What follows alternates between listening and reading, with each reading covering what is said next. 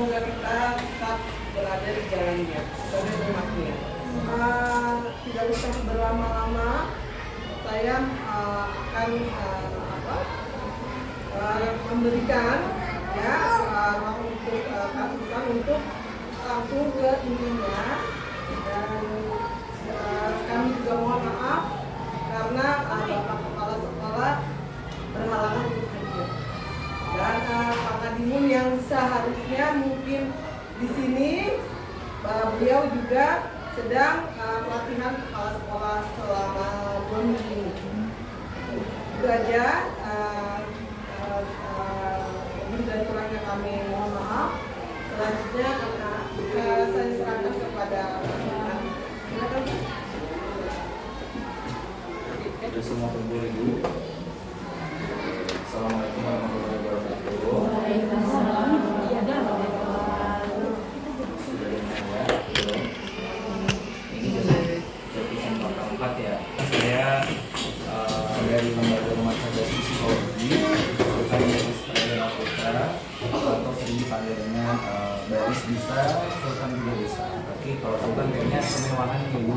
Tapi mudah-mudahan aja rezekinya seperti Sultan. Tapi memang itu nama asli saya. Kemarin saya sudah bicara dengan beberapa sekolah yang ada di Bekasi, khususnya Jatiwaringin 1, Jatiwaringin 6, 2, 7, 10, 12, dan 8. Kenapa kita sampai ke Jati Cempaka 4? Di Jati Cempaka 1 sama 3 itu satu sekolahannya. Satu sekolah di depan sekolah sana, depan jalan raya. Itu banyak sekali anak-anak yang memang kurang kontrol dari orang tua. Terkadang orang tuanya tidak pernah menyadari bagaimana expect dari pola asuh. Nah, saya mau tanya sama ibu-ibunya dulu, paham nggak yang namanya pola asuh? Bapak yang paling di belakang sendirian Pak, coba hati-hati Pak dikoyok. Oke, ibu yang sebelah sini paham nggak apa artinya pola asuh? Bu? Antara paham dan enggak ada. Kurang paham. Itu orang jujur, tepuk tangan dulu dong. Ya. Saya suka orang jujur. Ibu yang sebelah sini tahu artinya pola asuh? Cara membimbing dan mengajari anak seperti itu bisa masuk, tapi nggak signifikan.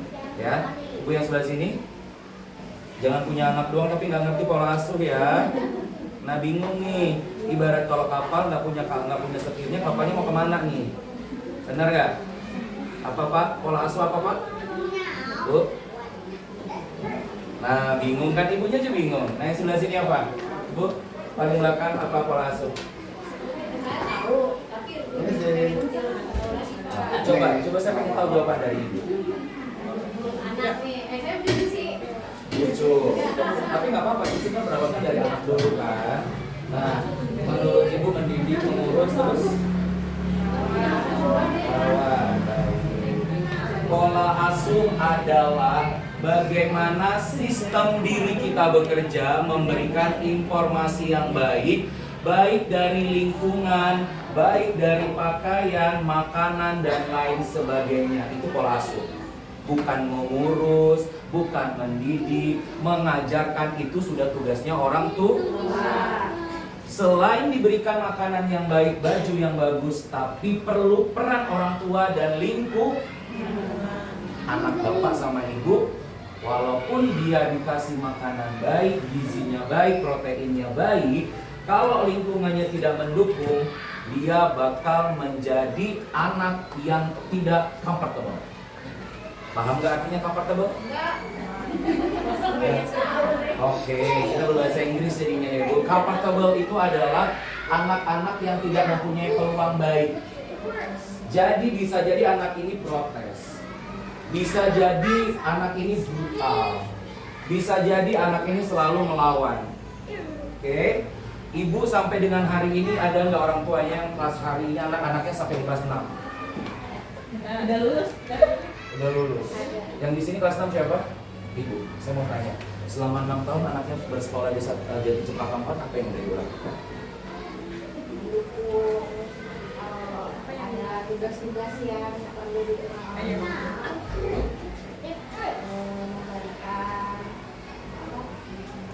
tambahan untuk yang di luar sekolah. Ilmunya ilmu apa ini? Jangan ilmu santet ya. Seperti harus sopan kepada Jadi, harus sopan dan lain-lain. Ada lagi orang tuanya yang di sini kelas 6 anaknya? Ih, nggak apa-apa, saya nggak gigit loh. Kenapa ya saya kalau setiap datang ke sekolah tuh orang tuanya pada kayak takut gitu. Nggak apa-apa. Saya mau tanya sama ibu yang di kelas 6, apa yang sudah dilakukan kepada anak selama anaknya bersekolah di Jati Cempaka 4 selama 6 tahun? Sudah merasa adil dengan anak belum? Bu? Sudah merasa adil dengan anak belum Bu yang kelas 6? anak saya kan di sini ada 3 kelas 6, kelas 3 sama kelas 1. Kelas Ya, kalau banyak disebut ya. adil ya kayaknya Belum, oke. saya lebih fokus ke yang paling kecil ya. Paling kecil. Sebelum merasa adil, karena saya mau tanya kembali pada ibu, 3 anak repot nggak Bu? Terus ibu pernah berpikir nggak nama ibu Tati, Pak Nadimun dan guru-guru yang lain? Dan guru-guru yang lain mengajarkan anak ibu dalam satu kelas ada 30 siswa dengan karakter yang berbeda. Pernah berpikir nggak Bu? Terus kenapa banyak sekali orang tua terkadang suka menyalahkan guru karena anaknya tidak bisa baca, karena anaknya tidak bisa menulis, karena anaknya tidak naik kelas.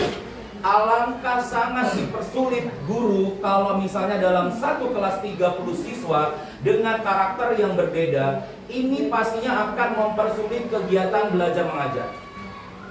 Apalagi dalam satu kelas itu ada anak yang berkebutuhan khusus. Misal anak ibu ini, anak ibu ini, anak ibu ini. Yang satu suka guling-guling, yang satu suka ganggu temannya, yang satu suka nangis. Bagaimana dengan 27 siswa yang lainnya merasa terganggu tidak? Alangkah sulitnya menjadi guru.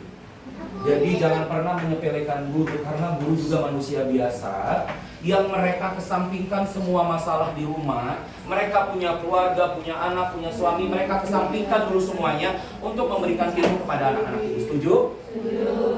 Guru bukan malaikat, bukan mimpi peri yang turun dari langit. Benar nggak? Bu Tati, saya tahu pasti Bu Tati punya ada masalahnya sendiri yang nggak pernah dia yang nggak pernah cerita dengan kita. Ibu juga sama, pasti punya masalahnya. Ibu juga sama pasti. Benar nggak? Kalau dibilang tidak adil, pasti tidak adil dengan anak. Kita terlalu egois, benar nggak Bu? Misalnya anak ibu yang ini. Biasanya ibu ini kalau mengajarkan anaknya harus nilainya 100, tapi tiba-tiba anaknya hari ini tidak dapat nilai 100, ibu pas marah-marah. Oh ibu, alasannya apa Bu kalau marah-marah? Ya karena saya di rumah udah berusaha mengajarkan dia bisa sebaik mungkin. Dia itu nggak sebenarnya bisa, tapi dia pengennya jadi yang selalu pertama selesai. Dan dia terburu-buru ngerjainnya. Jadi Menurut ibu itu bagus atau tidak untuk mentalnya? ya tidak. Jangan pernah jadi orang tua yang egois, karena apabila mental anak sudah ke distract itu tidak akan kembali. Hati-hati Bu. Jangan pernah jadi orang tua yang egois. Banyak sekali ini terkadang yang saya lihat pola asuh di rumah orang tua bapak sama ibunya, karena anaknya pengen pintar, begini nggak boleh, itu nggak boleh, begini nggak boleh, nilai harus tinggi.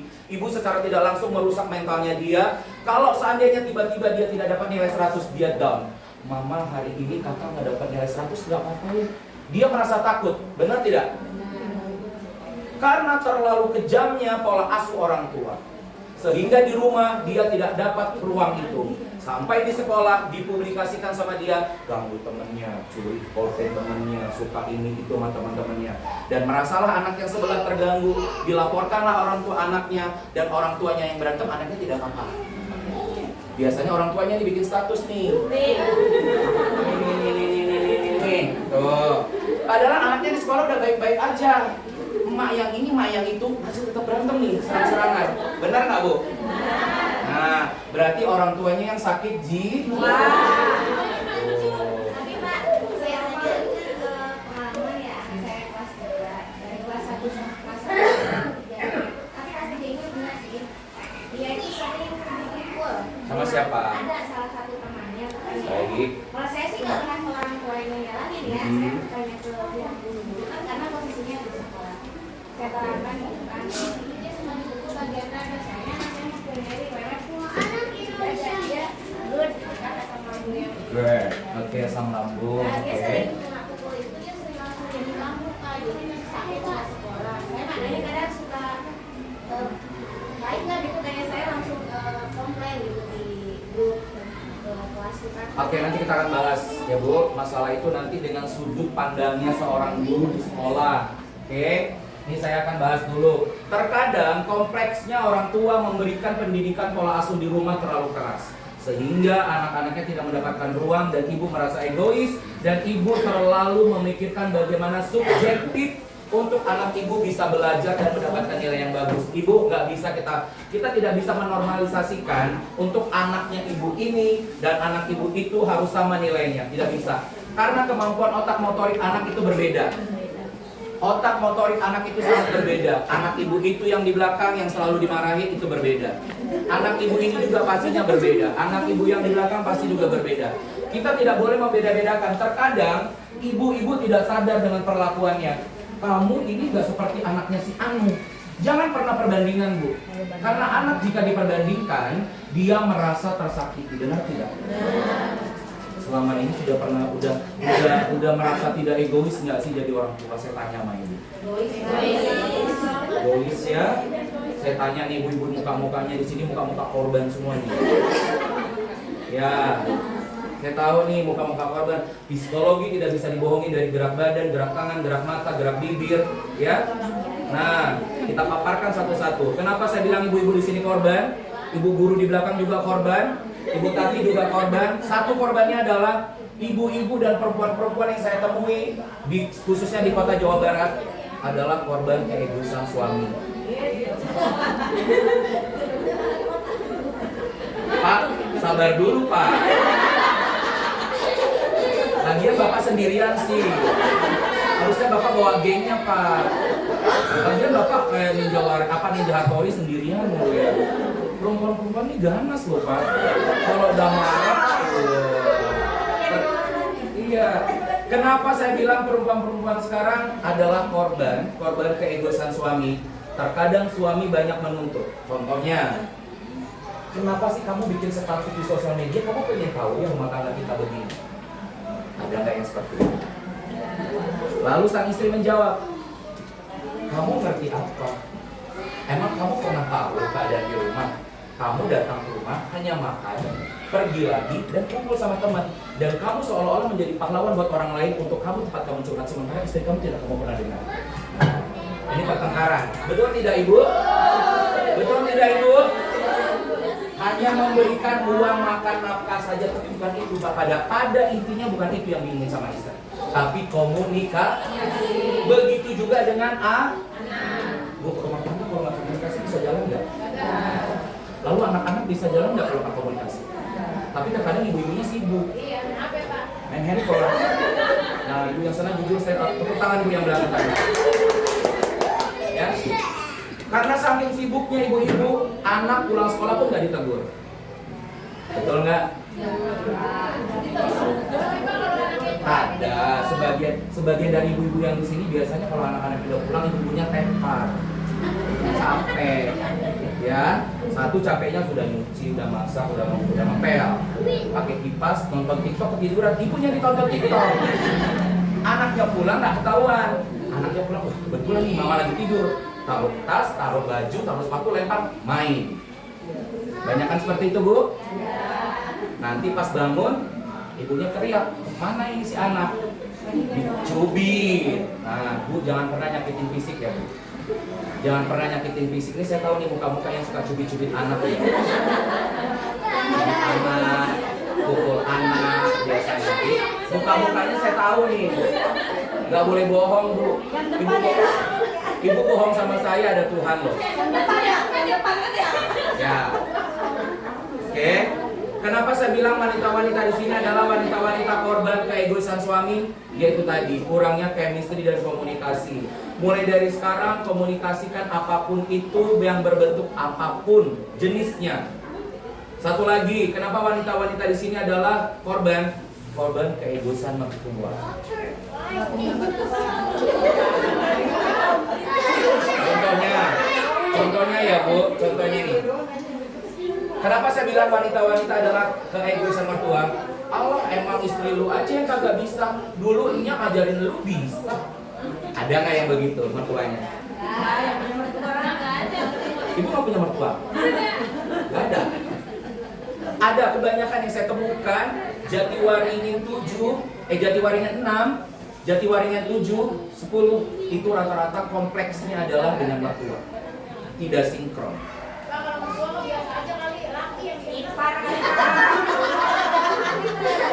Kalau laki-laki, kalau suami itu memang sudah subjek, ya pelaku, seperti itu ya. Tapi bukan tidak menutup kemungkinan laki-laki juga bukan tidak korban. Kadang-kadang ada juga perempuan yang egois dengan suami. Benar nggak Pak? Bener. Perempuan nggak mau kalah memang Pak. Karena wanita itu diciptakan selalu harus menang. Egonya terlalu tinggi. Nah, kita kembali lagi ya Bu. Kenapa saya datang ke sini? Saya ditunjuk kembali untuk dari beberapa tahun sebelumnya. Saya pernah datang ke sini pada saat sebelah kayaknya lagi direnov ya Bu. Oh iya. Lagi direnov. Nah Pak Saiful itu sedang ada kegiatan K3K. Ada kegiatan K3K. Nah saya bertemu dengan Bapak Agus Jati Cempaka 6. Benar Ibu? Jati Cempaka 6 itu Bapak Agus. Dan saya sudah untuk tahun ketiga di Jati Makmur 5 yang kepala sekolahnya meninggal Bapak Arnali. Bapak Arnaya ya, Bapak Arnaya ya Bu.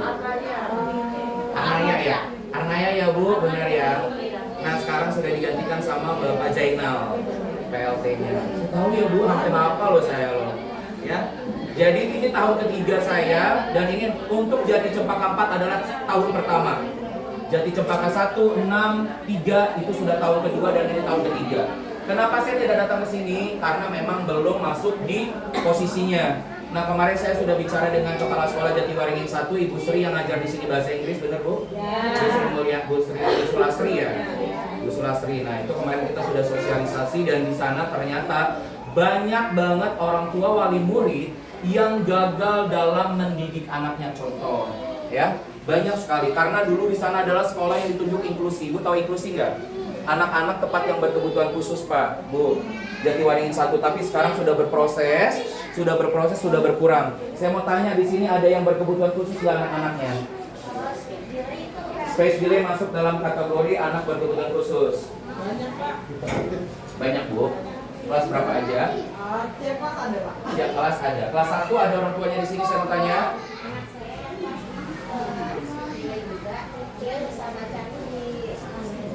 Oke. Kelas 3. Oke, yang kelas 1 orang tuanya siapa? Bapak. Hiperaktif. HDHD. Baik. HDHD.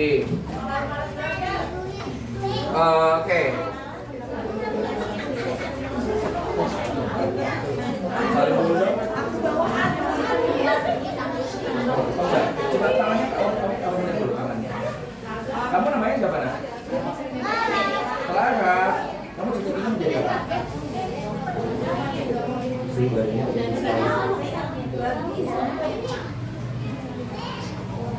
Kamu namanya siapa nak? Farisa. Ini kembar. Kembarnya kakaknya yang mana, adiknya yang mana? Ini kakaknya, ini adiknya. Tapi kalau ini suhu badannya normal, kalau ini enggak. Nah, oke, nanti kita paparkan ya satu-satu ya Ibu.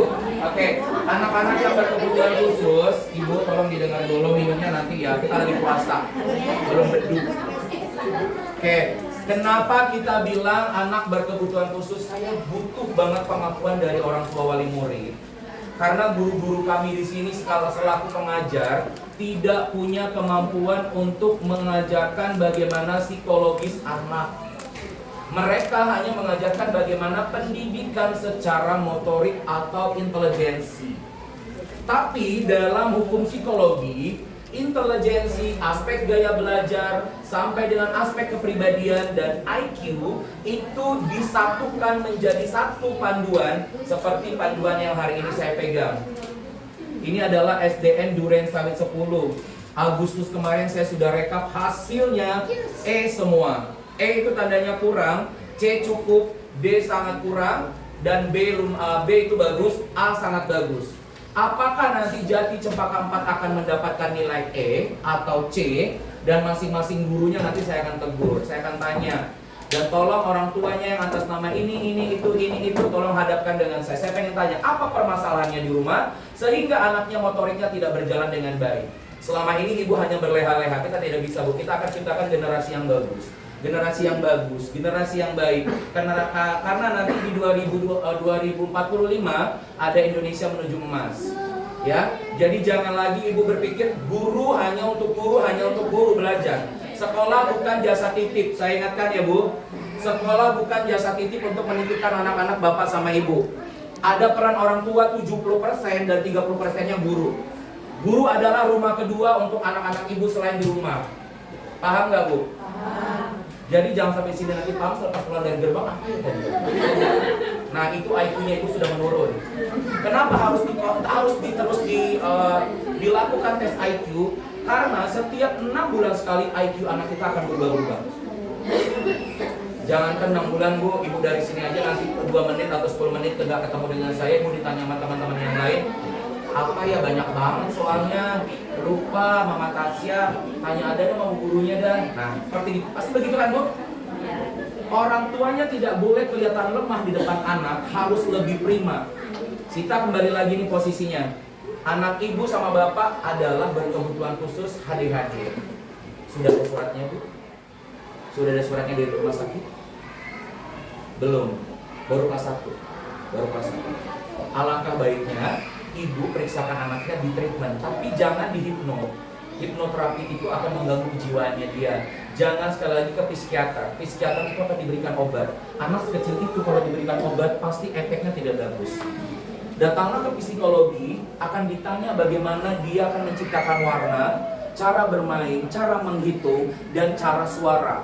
Ada yang namanya auditory, ada yang namanya visual, ada yang namanya kinestetik. Benar nggak Ibu?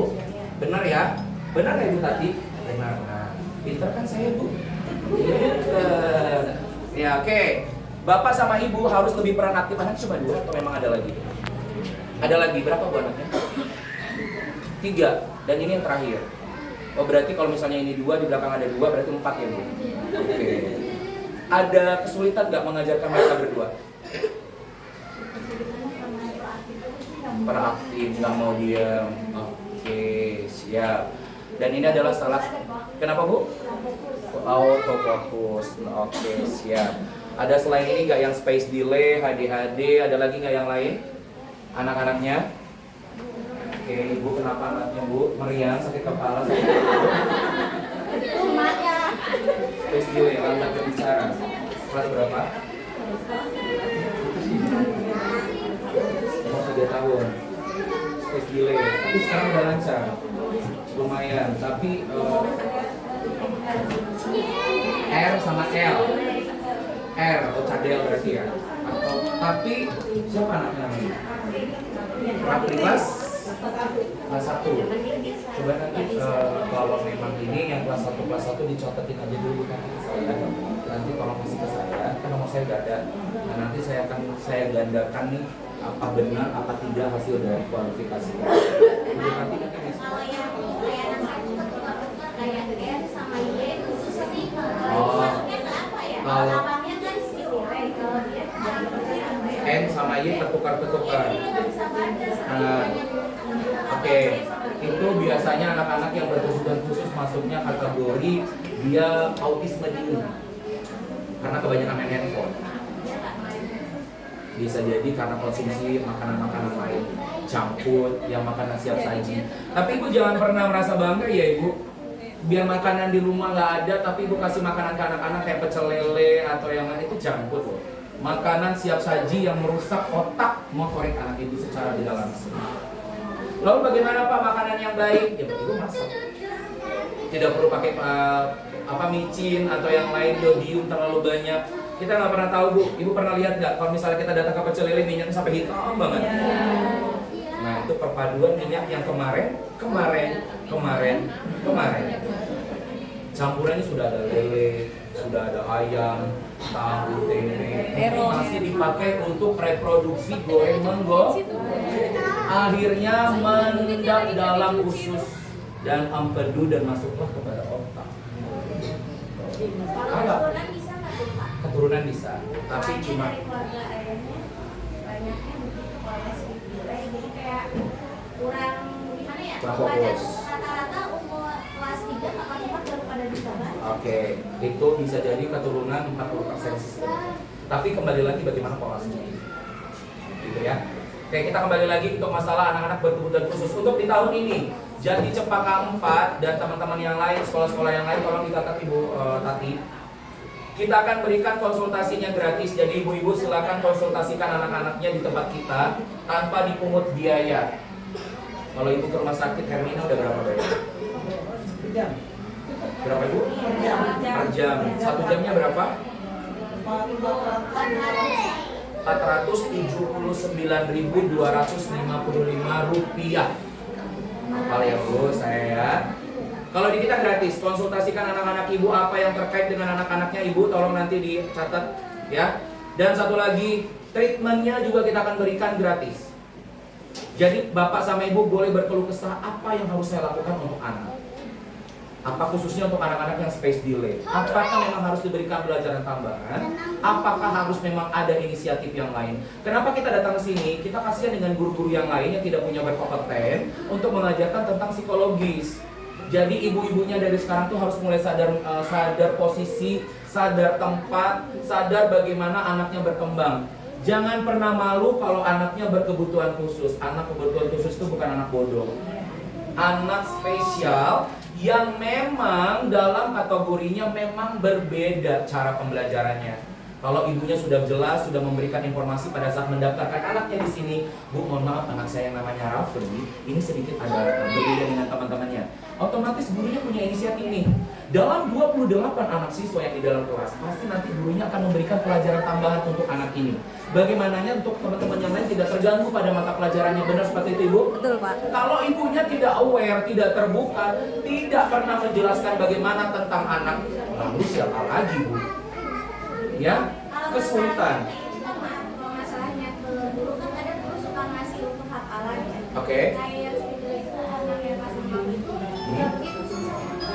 Kalau menghafal itu susah, hafalan kayak agama itu kan seringnya belajar reading. Oke. Terus ibu menyalahkan siapa saya tanya? Saya sih nggak nyalakan, tapi saya waktu masuk sekolahnya dulu saya udah beritahu ke guru wali kelas. Ya kenaikan kelas saya harus beritahu juga ke wali kelas. Oke. Kalau anak saya di sini kurangnya, tapi matematikanya pintar Pak, tapi yang pelajaran hafalan susah. Oke, berarti anak ibu cenderung tidak fokus. Jadi yang disalahkan adalah orang tuanya. Kalau anak tidak bisa menghafal, bukan menyalahkan gurunya, tapi salahkan diri kita. Kita sudah bisa belum? Contohnya, ibu pengen anak ibu jadi anak soleh. Ibunya udah soleh belum? Ibu pengen anaknya sholat, ibu udah sholat belum? Tapi yang perempuan anak-anak Al-Quran, khususnya laki-laki Pak. Berarti memang kesalahan di ibu, bukan kesalahan di siapa-siapa. Iya, kesalahannya di ibu. Ibu udah merasa jujur belum? Udah merasa adil belum? Udah bisa berbuat apa? 30% hanya di sekolah. Sekolah berapa jam sih? 5 jam ya? Satu hari ada 24 jam, berarti 5 jam, 19 jam ada di rumah. Apa yang udah ibu lakukan? Benerin pensil alis, istipan, masak, menggibah sama tetangga, bikin status, atau apa? Saya tanya deh. Semuanya kok kerja. Kerja, baik, boleh. Jadi kalau misalnya anak ibu di antara pelajaran dia menghafal tidak bisa, berarti dia adalah distract. Kayak disuruh juga ke warung kayak ilustrasi, itu yang belum bisa. Berarti memang fokus. Tidak fokus dianya. Makanya besok saya akan cek nih motoriknya seperti apa ya. Jadi anak-anak seperti itu biasanya auto non fokus. Biasanya otak motoriknya tidak berjalan. Bisa jadi ini gejalanya, bisa jadi ya ini antara saya tidak tahu nih. Karena kita biasanya kalau di psikologi itu ada psikologi pendidikan, psikologi kesehatan ya. Bisa jadi pada saat ibu mengandung, stres, konsumsi obat-obatan, bisa jadi ini anak yang tidak diinginkan. Bisa jadi kayak berbagai macam cara. Tapi si janinnya ini kuat, sehingga pada saat lahir dia mengalami kompleks. Seperti itu. Makanya ibu-ibu sekarang kalau misalnya hamil jangan stres ya Bu. Nikmatin aja hamilnya gitu. Bisa jadi keturunan. Banyak ya Pak. Hah? Anaknya ini udah mau 7 banyak.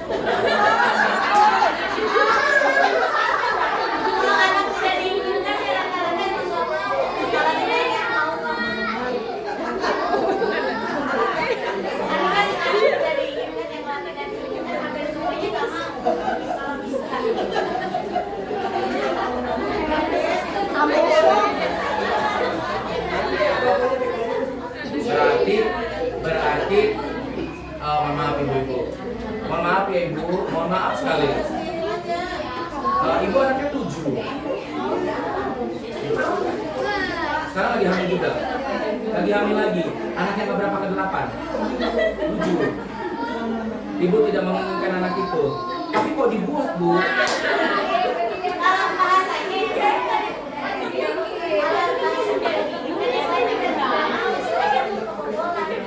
Tapi ibu tahu nggak? Nih, saya jelaskan dulu ya.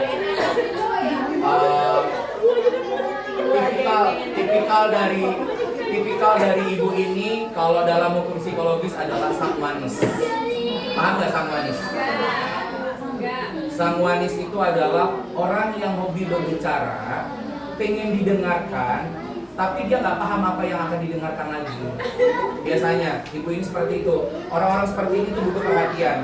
Biasanya masalahnya banyak, tapi dia nggak berani untuk berbicara dengan orang lain. Dia akan cari dengan satu orang yang bisa mengerti dia. Ini ibu ini. Dan dia nggak gampang percaya dengan orang lain, dia akan percaya dengan satu orang, sang wanis. Dia pengen didengar terus, ceritanya pengen didengar. Tapi kalau dia mendengarkan orang lain, dia langsung gampang stres. Apaan sih, dia stres? yang saya lihat, sang wanis, ya benar. Ada yang namanya tes kepribadian ada sang wanis, ya, ada melankolis, ada orang tua yang pasiennya dikit-dikit dia gampang iba, gampang kayak ya Allah. Nah itu ada tuh, ya, gampang melo, gampang nangis, kadang gampang juga apa ayo? Terprovokasi, terhasut juga sama. Nah, oke ya Bu, nanti kita balik lagi ya. Berbahas untuk masalah anak berkebutuhan khusus. Anak berkebutuhan khusus di tahun ini meningkat sebanyak 4,sekian% untuk Jawa Barat. DKI Jakarta 7,7 sekian %. Alangkah sangat disayangkan sekali kalau misalnya ibu-ibu saat ini sedang mengandung. Silahkan konsumsi semua makanan yang baik. Jangan stres, jangan ini itu, karena itu sangat mengganggu. Banyak sekali. Faktor lingkungan juga sangat membantu. Jadi jangan nanti ibu hanya sebagai peran orang tua tapi tidak mengaktifkan bagaimana menormalisasikan tentang dari lingkungan. Lingkungan yang jahat, lingkungan yang baik itu tergantung bagaimana pola asuh sama ibu semuanya. Ya. Oke, kita kembali tentang masalah anak berkebutuhan khusus. Di tahun ini kita bersama Jati Cempaka 4, kita akan mengajak bagaimana anak-anak yang berkebutuhan khusus untuk bisa dapat treatmentnya. Jadi selama 1 tahun sekolah ini akan mendapatkan konsultasi gratis dari kita. Daripada ibu harus ke rumah sakit, silakan konsultasikan dengan Rumah Cerdas untuk bisa mendapatkan informasi seputar dari anak.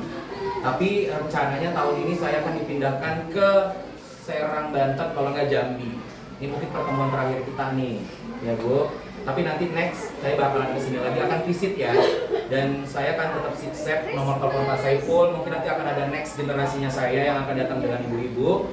Dan pastikan ibu-ibu semua tetap bersama dari Rumah Cerdas. Karena teman-teman kita juga pastinya berkompeten sekali. Ada teman-teman saya di belakang sana yang akan melanjutkan tugas saya di sini. Karena di Serang, Banten yang kita lihat kemarin penyuluhan itu hampir 69% Bu Tati, orang tuanya tidak tahu menormalisasikan bagaimana tentang pola asuh. Kalau untuk Bekasi masih oke. Tepuk tangan buat Bekasi ya, saya alhamdulillah banget. Dan ternyata surveinya kita mengatakan Bekasi ini masih tahap peduli orang tuanya. Walaupun sesibuk apapun orang tua Bekasi, khususnya Jati Rahayu, Jati Cempaka, Jati Waringin, Pondok Melati, mana lagi Jaka Sampurna, Keranji 14, Keranji 13 itu masih pada peduli orang tuanya. Dan saya terima kasih banyak buat ibu-ibu bapak-bapaknya.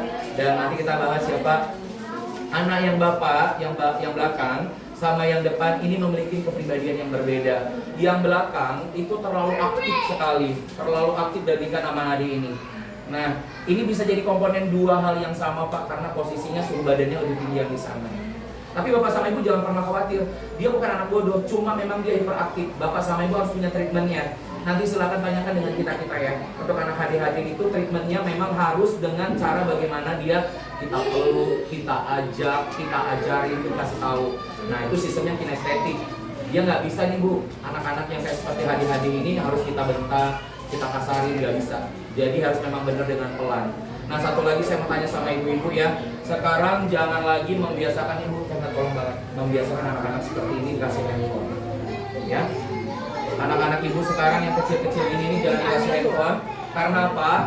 Tanpa sadar biasanya ibu-ibu gini, Bapak kok mas biar anak saya anteng dikasih handphone, benar gak?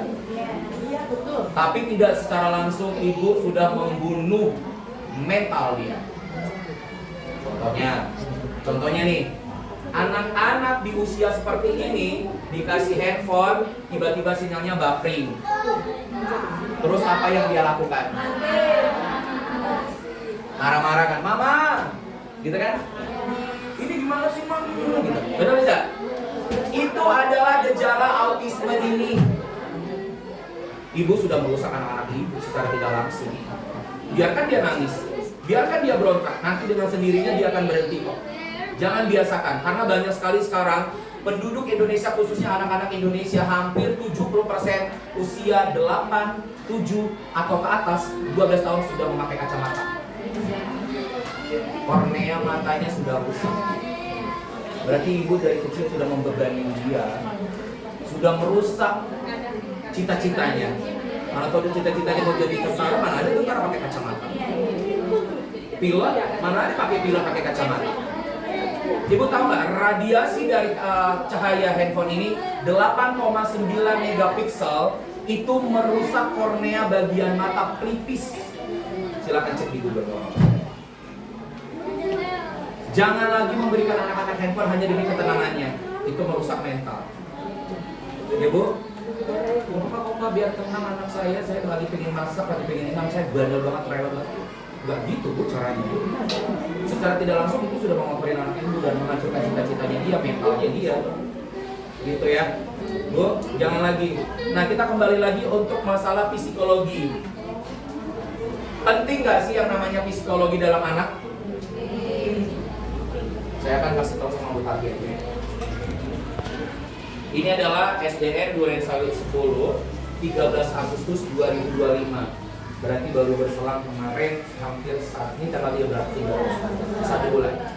Kita lihat untuk anak kelas 3. Silakan Ibu, kelas 3-nya. Sangat memprihatinkan. Duren Sawit. Coba bayangkan, Duren Sawit itu Jakarta ya. Benar Ibu?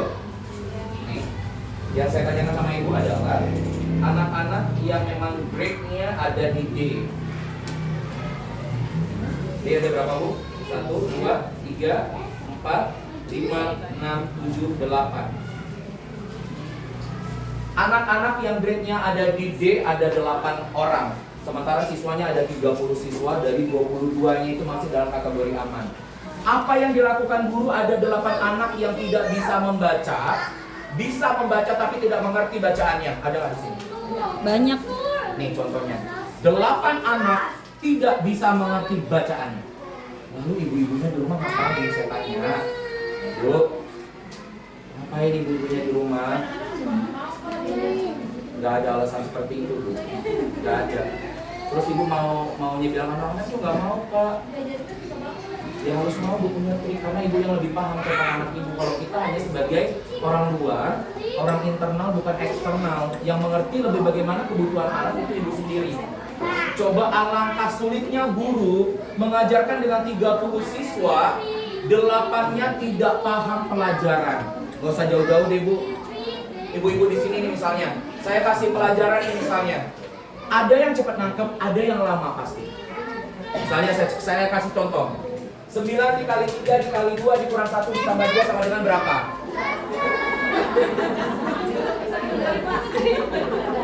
Nih saya ulang lagi ya. 9 dikali 3 dikali 2 dikurang 1 ditambah 2 sama dengan berapa? Ya nggak bisa dong Ibu. Namanya itu adalah auto non Kalau dia fokus, dia akan dengarkan. Ada anak dengan aspek gaya belajar visual. Anak-anak visual tidak bisa dipaksakan untuk anak-anak mendengar. Biasanya anak-anak visual itu suka menggambar, suka coret-coret, dan tidak suka dengan keributan. Ibu harus tahu nih gaya belajar anak-anak ibu ya. Misalnya anak ibu ini saya kasih pelajaran, dia akan kerjakan, tapi dia nggak akan mau ada keributan. Visual, suka menggambar, dan rata-rata anak-anak visual introvert. Nggak banyak temannya, pemilih, makan ini milih, berteman sama ini milih. Nggak banyak teman-temannya, itu introvert anak-anaknya. Itu dari aspek kepribadian dan aspek gaya belajar juga mengikuti. Anak-anak visual tidak bisa dipaksakan untuk gaya belajar dengan auditori. Auditori seperti apa? Seperti ini. Oke anak-anak, buka halaman 4, rangkuman ini bab 1. Nah itu auditori. Misalnya bapak sama ibu ini lagi catat nih. Oke, kita bab kemarin di rangkuman 1, 9 ditambah 1, ditambah 1, ditambah 1, dikurang 10. Berapa? Itu auditori. Anak-anak auditori lebih suka dia ekspresi. Lebih suka dia keramaian. Orang-orang auditori karena dia mendengar. Beda lagi dengan anak-anak kinestetik. Anak kinestetik seperti anak bapak sama ibu yang di belakang. Dia diajarkan tidak paham, tapi dia ribet banget dengan dirinya sendiri, sana sini, sana keluar masuk, keluar masuk, keluar masuk.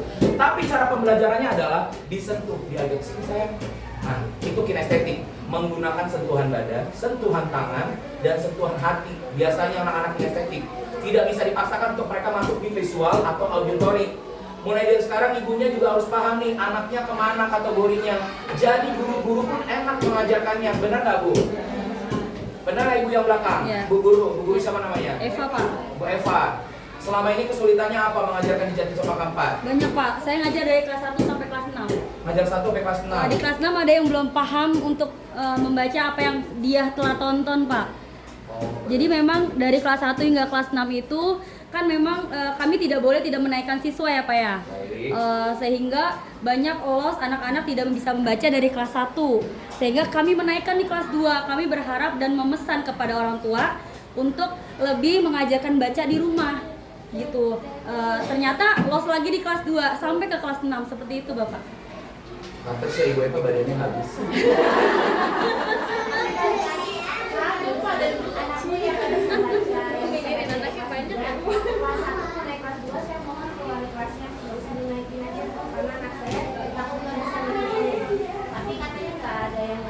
Iya ibu, memang peraturannya kami tidak boleh tidak menaikkan. Karena kami ngajarin di rumah juga diajarin les, ngajarin di rumah juga tapi. Jadi ibunya berantem deh.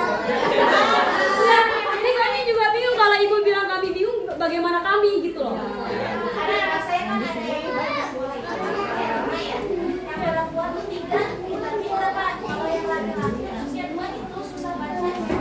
Yang 3 tuh pintar semua ceritanya dengan anak-anak kerja, anak-anak SMP juga lima besar semua. Oke. Ya. Bu. Oke. Kenapa saya bilang bicara seperti ini? Ini adalah kita saling kompromi ya, diskusi ya. Bagaimana kedepannya anak-anaknya, harusnya bagaimana orang tuanya. Karena saya akan kasih subtitlenya, sekolah bukan jasa titip, sekolah bukan penitipan anak. Peran sekolah Jati Cempaka 4 ada di tangan bapak sama ibu. Bagaimana sekolah ini bisa berkembang? Karena peran dari orang tua. Tolong Bu. Jati Cempaka mana Bu yang 7 ya? Yang sekolahnya masuk gang dikit, yang ada pagar, yang ada agak tinggi itu ya. Itu juga sama sekali orang tuanya berontak. Jadi please, sekolah ini bisa maju karena ibu-ibu. Jangan nanti sekolah dari sini gitu, ngomong sana, ngomong sini, ngomong sana. Ini adalah program sekolah yang bekerja sama dengan lembaga. Paham ya Bu? Jadi jangan lagi nanti misalnya ibunya nggak paham nih untuk bisa menyampaikan sama korlas-korlas yang lain, orang tua wali murid yang lain. Saya berharap sekolah ini akan dilirik lagi dengan pemerintah dan akan banyak sekali kegiatan ekskulnya. Bagaimana ibu-ibunya memberikan saran kepada sekolah dan wakil kepala sekolah untuk meningkatkan kembali kegiatan belajar mengajar. Cuma kalau saya bilang teriak-teriak juga kalau ibu-ibunya tidak ada kesepakatannya. Nah, nanti saya akan bahas di terakhir nih. Oke, pembelajaran tentang yang namanya aspek kepribadian besok anak-anak ibu akan tes. Tolong siapkan pulpen sama pensil. Kenapa saya bilang ada pensil dan pulpen? Karena anak kelas 1 biasanya kalau tulis namanya itu misalnya Sakila S. Namanya kan harus nama asli ya Bu, kenapa kita nggak paham ini? Namanya Sakila. Kadang-kadang tulisnya Kila. Itu doang tuh. Kenapa kita pakai pulpen? Biar lebih terang. Kalau pensil biasanya gampang pudar. Seperti itu. Ya. Sakila misalnya. Jadi tolong sama ibu sama bapaknya besok siapkan pulpen sama pensil. Ada yang masuk siang di sini, Bu? Ada kelas berapa? 3 sama 4. 4B. Masuk jam? Setengah 1. Lama ya, Bu. Tapi nggak apa-apa. Yang masuk siang tetap masuk siang sesuai dengan jam pelajaran. Jangan masuk pagi. Teman-teman kita akan menunggu. Bu, Ibu siapa tadi namanya? Eva, Pak. Bu Eva sama Ibu Tati saya titip untuk teman-teman tester kita. Dia akan datang ke sini. Dan saya minta nggak ada yang namanya orang tua di depan pintu. Dan nggak ada yang namanya guru ada di dalam kelas. Lepaskan semua anak-anak karena di situ akan kita cek sidik jarinya anak-anak. Diagnostik. Apa diagnostik? Diagnosa tentang bagaimana mereka menghadapi pelajaran dadakan pada saat mereka diberikan pengertian apa dengan soal ini, tambahan ini, tentang spekulasi ini. Tugas kelas 1 pertanyaannya berbeda dengan kelas 2, kelas 3, 4, 5, 6. Instrumennya berbeda. Nah, di sini anak ibu akan dipacu motoriknya. Di sini kita akan bisa tahu nih, anak ini selama belajar apakah ada peran orang tuanya atau tidak. Apakah dia akan tetap konsentrasi atau tidak? Nah, di sini saya akan sarankan ibu-ibunya kalau saya marah-marah sama ibu-ibunya jangan marah ya. Dari hasil ini nanti jangan marah-marah sama saya, Bu. Ih, Pak Sultan galak banget katanya. Pulang lewat mana, Pak? Gua dijegat saya. Ya, jangan ya, Bu. Nanti saya nggak bisa pulang kalau kayak gitu. Saya berbicara tentang dari hasil diagnosanya anak-anak. Kenapa Bu anak ibu seperti ini? Kenapa Bu? Apa yang ibu kendalakan? Apa kesulitannya di rumah? Tolong bicarakan dengan kita. Nanti saya akan sampaikan dengan guru. Nah, guru nanti akan menyampaikan dengan Wakasek bagaimana pertemuan orang tua berikutnya. Ya Bu? Peran aktif dong. Orang tuanya ayo peran aktif untuk meningkatkan KBM kegiatan belajar mengajar di sini. Kita pengen eksponya di sini apa aja? Bu Eva. Yang baru berjalan pramuka, Pak. Pramuka. Selain itu?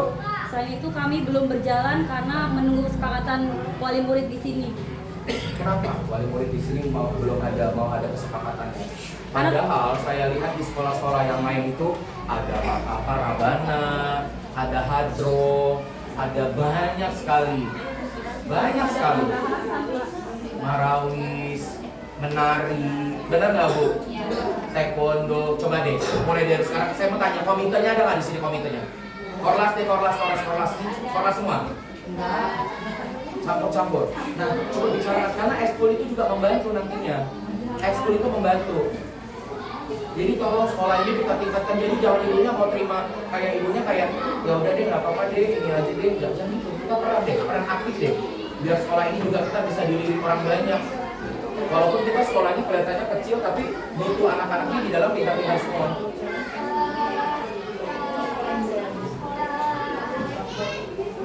No, tidak seperti itu ibu. Mindsetnya harus dirubah, Pak. Ya, makanya dari sekarang kenapa orang tuanya harus kumpul sama-sama. Jangan berpikirannya toh sekolah udah gratis begini banyak. No, itu adalah orang tua yang memang tidak pemahaman. Kadang-kadang dimintain saran di grup, dia malah ngomong ke luar. Nah, itu yang harusnya kita paparkan ya. Nanti saya akan berikan narasinya untuk ibu-ibu semuanya. Jadi saya berharap banget ya sekolah ini tetap akan mendapatkan perhatian yang luas, perhatian sangat ekstra. Saya mau tanya sama ibu-ibu di sini, kenapa tujuannya ibu? Apa tujuannya menyekolahkan anaknya di Jati Cempaka 4? Yang saya garis bawahi selain dekat dari rumah, apa?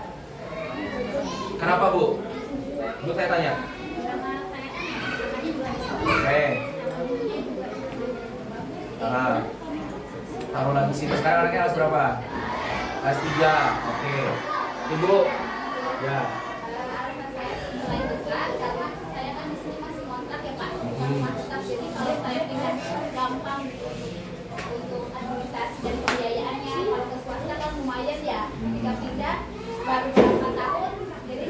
Baik. Ibu, apa alasannya? Saya nggak mau alasannya itu. Nanti ibu malas mikir orangnya. Kan saya udah bilang tadi garis bawahnya terlalu dekat sama rumah. Apa alasan ibu menyekolahkan anaknya di sini? Pasti ada alasannya.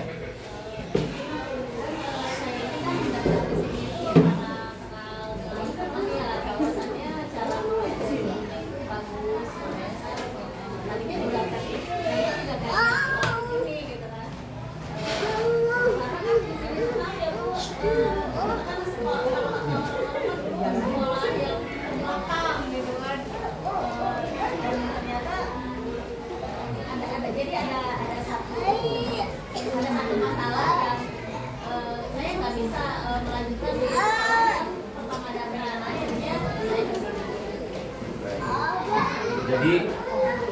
Jadi gini ya Bu, kenapa saya dari Rumah Cerdas, dari lembaga datang ke sini minta ketemu dengan ibu-ibu semuanya. Saya berharap besok tesnya itu yang akan kita akan kumpulkan adalah hasilnya akan seperti ini ya Bu. Dan ini khusus untuk anak kelas 6 bisa digunakan, anak kelas 6 yang mau lulus ini bisa digunakan untuk sebagai jalur afirmasinya dia, atau memang untuk menambahkan intensnya dia bisa masuk ke SPMB berikutnya. Karena kalau seandainya psikologinya sudah aman, pasti kesananya juga aman, kejiwaannya aman. Nah saya mau tanya sama ibu-ibu ini, kalau ngajarin anak-anaknya pakai marah apa marah-marah?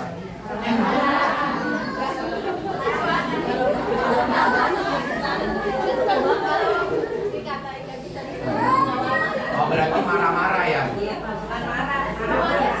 Ya marah-marah ya marah-marah Bu. Ibu yang belakang marah-marah apa marah?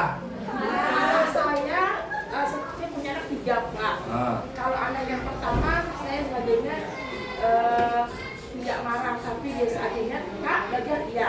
Tapi kalau anak kedua yang kelas 2 sekarang dia marah, itu mungkin karena lingkungannya suka bermain di luar ya. Jadi agak kalau belajar agak nggak mau, tapi harus belajar, baru dia belajar. Tapi belajarnya dia kalau dia tidak ngerti dia akan naik ke saya. Kalau tidak dia mencari itu pertama kedua itu beda-beda Pak. Oke. Ibu sama bapak punya anak 3. Dan anak-anaknya pasti berbeda karakter, anak pertama, kedua, dan ketiga. Ada anak yang nggak perlu ditanya udah cerita biasanya. Ya, itu kata apa masuk dalam karakter yang pastinya dia ceria. Ya, ceria. Ada anak yang nggak perlu ditanya udah cerita, mama tadi aku di sekolah begini, mama tadi aku begini, betul nggak? Ada anak yang nggak ditanya, nggak akan nanya, nggak cerita, diem aja dia. Ya. Jadi emang harus paham ya Bu. Kenapa saya tanya? Ibu ngajarin anak-anaknya pakai marah apa marah-marah? Marah apa marah-marah sekali lagi? Ibu nggak marah? Kalau ibu nggak marah gimana? Guling-guling.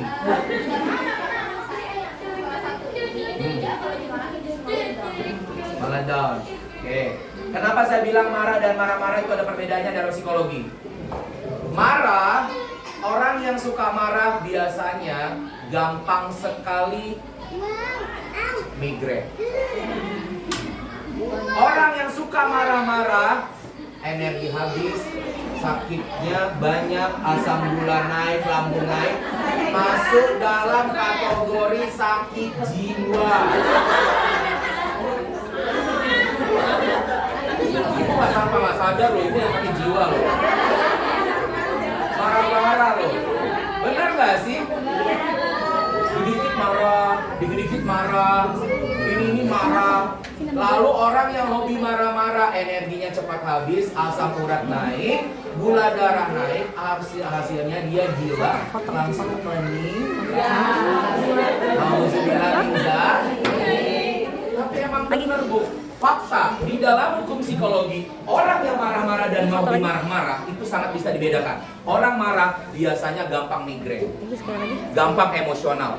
Tapi kalau orang yang suka marah-marah itu adalah hampir 70% gangguan jiwa. Boleh, bagus. Foto lagi. Solusinya adalah 1, pada 2, saat ibu 3. sama bapak mau marah-marah, tahan napasnya, gini. Cukup fotonya cukup. Saya kalau mau marah gitu.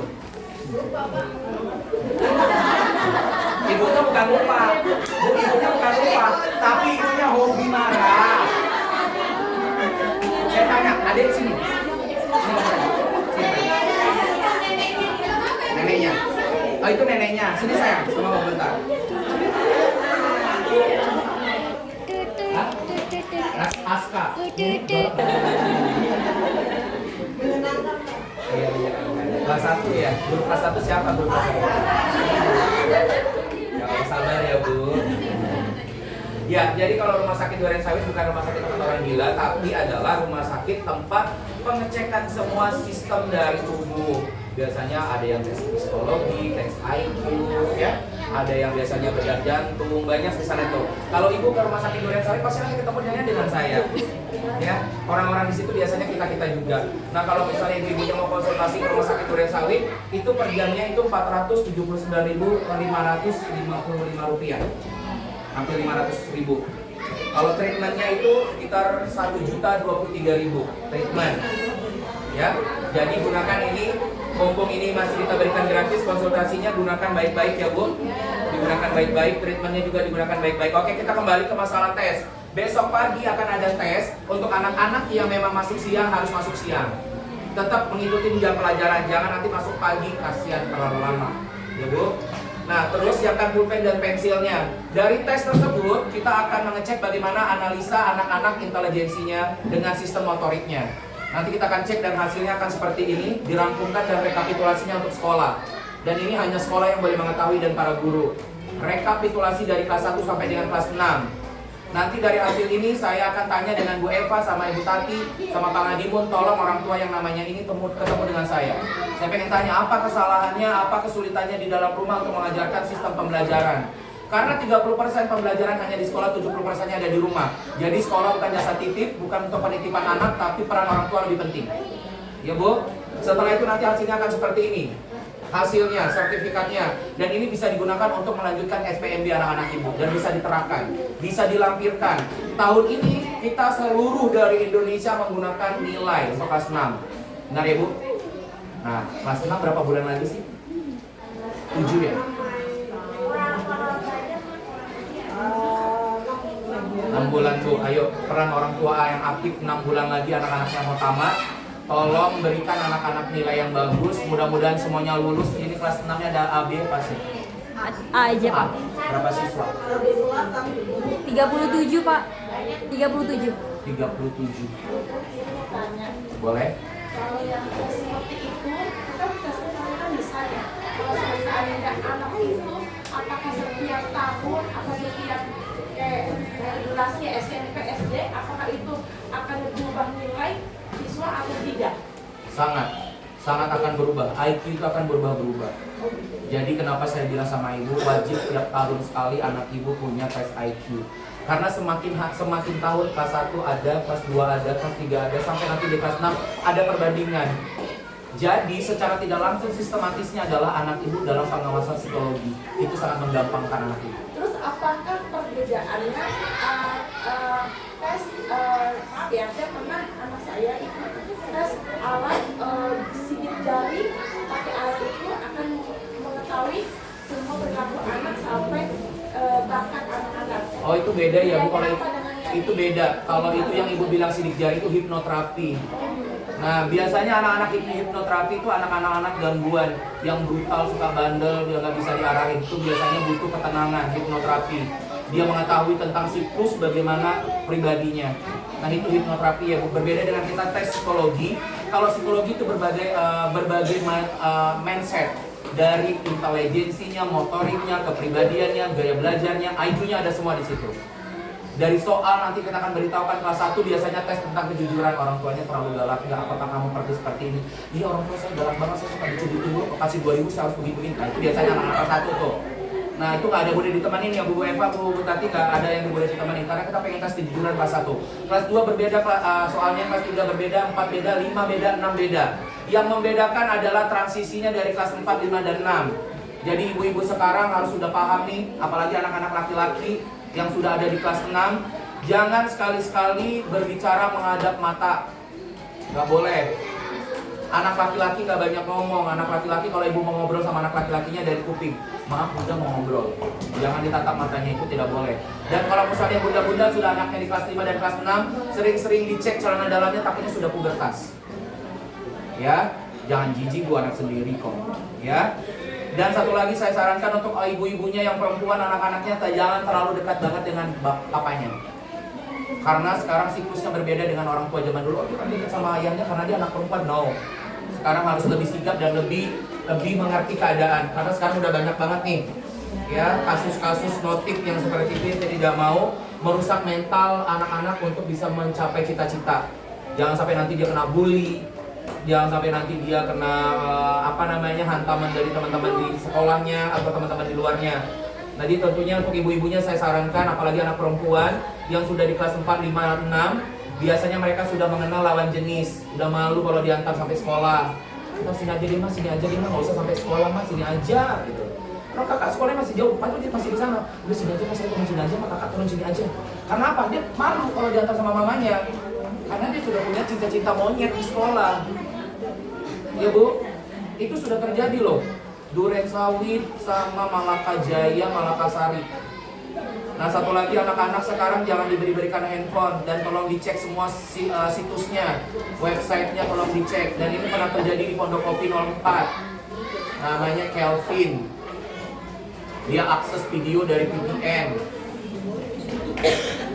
Dan itu direhabilitasi sama kita selama 2 bulan. Orang tuanya stres. Dan tahun kemarin dia tidak lulus dan ini masih ada di kelas 6. Satu hari bisa mengakses video 40 video. Nah ini bahayanya dari handphone. Ya bu, jangan karena ibu bilang anaknya pengen anteng, pengen ini, pengen itu. Anak-anak sekarang lebih pintar dibandingkan anak-anak zaman dulu. Kita zaman dulu nggak ada handphone bu, listrik aja masih pakai obor. Ya, anak sekarang udah pada canggih semuanya, makanya ibunya harus peran aktif. Kenapa saya bilang harus peran aktif di sekolah, peran aktif di rumah? Sekolah ini bisa maju karena ibu-ibu semuanya. Jadi Cempaka 4 kayak Ibu Tati, Bu Eva, nggak ada apa-apanya kalau nggak ada ibu-ibu. Ibu yang ini juga sama, ibu siapa namanya bu? Bu Imas. Maaf ibu saya agak bodoh kalau tanggal 9. Ibu soalnya kecil banget lagi. Nah, jadi guru-guru di sini tuh perlu sekali bantuan sama bapak-bapak dan ibu-ibu di sini semuanya. Jadi saya berharap hasil besok akan memuaskan. Jati Cempaka 1, Jati Cempaka 3. Jati Cempaka 1 itu kan kepala sekolahnya dulu itu yang kemarin Ibu Siti. Bu Haji ya, Bu Siti ya, yang sakit komplikasi ya bu kalau nggak salah ya, yang dioperasi itu ya. Kakaknya dan dia, adiknya. Misalnya kakaknya bilang, Allah lu masih dicontoh sama ini dong. Goblok lu, dicontoh sama ini. Lalu dibawa ke sekolah, tolol lu, goblok lu. Nah, itu adalah pola asuh yang salah. Yang harus ibu juga harus perhatikan apa yang sudah dilakukan sama anak-anak. Jangan nanti kalau gurunya menyenggol, memberikan saran dan dimarahi, anaknya ngadu ke orang tuanya, orangnya marah lagi orang tuanya ke guru. Maksud ibu apa bu, marah-marahin anak saya begini. Nah, itu banyak sekali yang saya dapatkan orang tua yang tidak terima anaknya dimarahin. Guru punya alasan untuk marah. Guru punya alasan buat marah karena dia melihat situasi di sekolah, bukan situasi di rumah. Lepas dari sekolah, bukan hak guru lagi untuk marahin anak ibu. Tapi ibu, paham? Jika anak ibu dimarahin sama guru, pasti guru punya alasan. Ayo, benar nggak kata saya? 5 orang, bapak sama ibu, kakaknya, abangnya, adiknya. Abangnya bilang, goblok lu, tolol lu misalnya. Apa nggak dicontoh sama adiknya kecil? Lalu dicontohkan lagi di sekolah dengan teman-temannya. Dan itu banyak terjadi. Saya pasti yakin ya, anak-anak ibu juga pasti banyak yang pasti sering berantem sama teman-temannya. Ma tadi aku dikatain goblok sama si itu, bener gak? Ma aku tadi dikatain tolol sama si itu, bener gak? Lalu ibunya nggak terima, mamanya Pasya, anak kamu kok jangan aku begini. Jadi berantem nih maknya sama emaknya. Anaknya besok di sekolah udah baik-baik aja, emaknya masih berlanjut, ya. Mamanya masih berlanjut bikin status, dasar anak lu aja begini. Nah, dibacalah sama wali kelas. Ibu-ibu begini, makin panjang. Nah, nanti ibu-ibunya lari ke TikTok. Ada kata-kata yang bagus di screenshot, dibikin status lagi. Ibu-ibu zaman sekarang kan begitu. Ayo ngaku. Ibu banget ya. Ibu banget itu kayak gitu tuh. Jadi jangan ya Bu ya. Guru punya alasan buat marah sama anak. Jadi kalau guru udah marah, berarti anak itu kelewatan. Jadi ibu harus introspeksi. Bagaimana sekolah ini bisa diciptakan untuk belajar mengajar yang baik? Oke, sampai sini ada yang mau ditanyakan nggak? Bu, tadi ibu berbicara dengan saya, anak saya sering dipukul dadanya. Kelas berapa anaknya tadi? Kelas 3. Kejadian kelas 2, terus sekarang udah nggak ada lagi. Udah nggak sekelas. Nggak sekelas maksudnya? Kelas 3 ada berapa sih A apa B? Oke. Jadi kalau memang ada kejahatan atau bulian seperti itu, perlakuan yang tidak pantas, harap ibu jangan lapor ke orang tua wali murid dulu, diskusikan sama wali kelas. Diskusikan sama wali kelas, nanti wali kelasnya akan menindaklanjuti. Setelah dari wali kelas, nanti wali kelas akan memberikan informasi ke orang tua yang bersangkutan dan orang tua si korban. Apabila ada pertemuan dengan orang tua ini, nanti kepala sekolah akan sebagai penengah. Seperti itu ya Bu. Jangan gegabah karena kita semua sudah ada prosedurnya, sudah ada koridornya. Jadi ibu juga hargain wali kelasnya, hargain kepala sekolahnya, bagaimana sistemnya untuk bisa saling menghargai. Harus, sekarang itu harus jelas, lebih jelas. Jadi biar tidak ada lagi yang merasa jadi korban, biar tidak ada lagi nanti korban-korban berikutnya, paham ya? Nanti bisa jadi setelah anak ibu kita nggak pernah tahu nih siapa-siapa lagi. Jadi emang kita berikan efek jerah tapi dengan cara yang bagus, cara yang baik. Ya, kalau di sekolah kita ada memang bulian atau memang ada perlakuan tidak pantas, tolong ibunya, orang tuanya jangan langsung berantem dengan orang tua tersebut, tapi tolong laporkan kepada wali kelas untuk ditindaklanjuti. Nanti akan ada si terlapor dan si terdakwa tadi akan dipertemukan dengan kepala sekolah, akan kita cari jalan tengahnya. Ya Bu, biar tidak ada lagi korban-korban berikutnya. Paham ya Bu ya? Pasti gue lebih paham lah masalah itu. Oke, ada lagi yang mau ditanyakan? Kalau saya mau tanya di luar Boleh? Assalamualaikum warahmatullahi wabarakatuh. Ini masalah pribadi saya ya Pak ya. Saya punya 2 anak gitu. Yang satu introvert, maksudnya dia mager banget ya kalau di rumah tidur mulu. Usia berapa? Udah kerja. Nah, yang satu terlambat mulu nggak? Terlambatnya usia berapa? Sudah kuliah. Sudah kuliah? Oke. Nah, jadi kan kalau kita mau pergi, ini udah kita udah siap nih. Dia udah yel-yel tapi dia pulang. Oh ini nah, papa kan karena dia sudah besar dia kalau udah kita kalau kita jadi sebetulnya ADHD dia gitu. Apakah ciri khusus seperti itu juga ADHD? Oke. Usia berapa anaknya tadi? Anak saya yang kedua 19 tahun, yang pertama 23 tahun. Yang hadiahnya 19 tahun. 19. Ibu-ibu, anaknya Ibu Tati, kalau misalnya ada apapun pekerjaan ditunda-tunda dan malas-malas gitu ya, nanti, tapi di situ catatannya ADHD. Itu ADHD tahun berapa? Itu ketika dia SMA. SMA. SMA dia tes sendiri. Tadinya kan karena COVID, saya mau dikasih UI, nggak buka gitu, saat itu kapan dia buka gitu. Jadi dia ke Halodoc dulu. Halodoc. Jadi gini, kenapa anak-anak yang memang kepribadiannya suka menunda-menunda pekerjaan, kalau misalnya diajak kemana-mana dia paling lama, itu bukan ADHD. Itu adalah sifat karakternya dia. Satu, bisa jadi karena memang dia terlalu dimanja, bisa jadi memang sifat tabiatnya tidak bisa diarahkan. Tapi rata-rata anak-anak yang suka mengerjakan terlambat biasanya anak-anak yang tertib. Ya, bukan ADHD Bu. Kalau ke Halodoc ngapain Ibu? Halodoc nggak bisa. Halodoc itu kan biasanya untuk menanyakan obat, bukan menanyakan tentang bagaimana siklus anak. Halodoc tahu nggak Ibu Halodoc? Yang bisa dipakai 1 kali 24 jam untuk menanyakan bagaimana penyakit riwayat hidup. Bukan tentang menanya psikis, tentang mental pribadi. Salah anak ibu, bukan dia pantas aja udah Halodocnya Halodoc, kasihnya adik-adik. Kalau memang dia punya riwayat memang seperti itu, dari kecil dia harusnya. Tapi ini kan dia tidak, baru SMA kan. Nah Halodoc, kalau memang anak ibu seperti itu tidak ada masuk dalam kategori apapun. Itu karena mungkin terlalu manja, bisa jadi dia karena anak paling bungsu. Ya, anak paling bungsu itu anak paling mageran. Mager, males apa-apa. Maunya dimanja, maunya diingetin, maunya diperhatiin, sampai dia lalai sama tugasnya. Berbeda dengan kakaknya yang introvert. Yang introvert yang besar biasanya lebih mencari gagasan. Gagasannya, kalau nanti begini, aku akan begini. Kalau seandainya begini nanti mama marah, kayaknya enggak deh, ntar dulu deh. Nah yang gede seperti itu. Karena dia memang dia paling besar, otak dari motoriknya sudah berpengalaman, sudah masuk dalam kategori dewasa, dia juga sudah pubertas, jadi dia bisa membedakan mana yang menurut dia baik, mana menurut dia layak, dan mana yang tidak layak. Beda dengan anak yang bungsu, walaupun dia masuk dalam kategori dewasa, tapi dia pribadinya masih kayak anak-anak. Benar Bu? Nah, Ibu gak usah bilang kalau dia dari Halodoc, nanti bilangnya dia hadiahnya salah. Suruh ketemu anaknya sama saya, gak pakai Halodoc, halo saya aja kalau gitu. Salah tuh. Dia kan jauh kan, saya kalau di sini gitu. Nah, dia di mana? Lampung. Di Lampung? Oh, di Lampung. Di Universitas apa?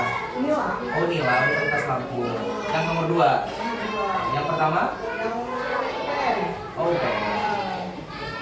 Udah kerja.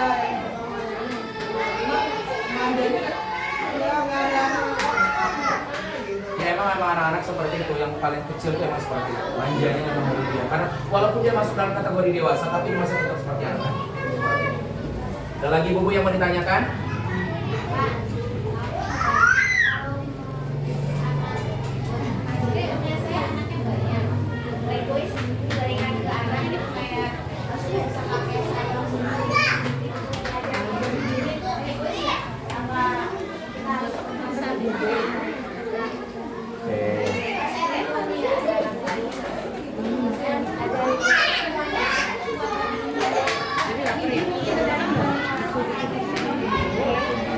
Ya itulah tugasnya ibu, wajib, bukan egois, bukan.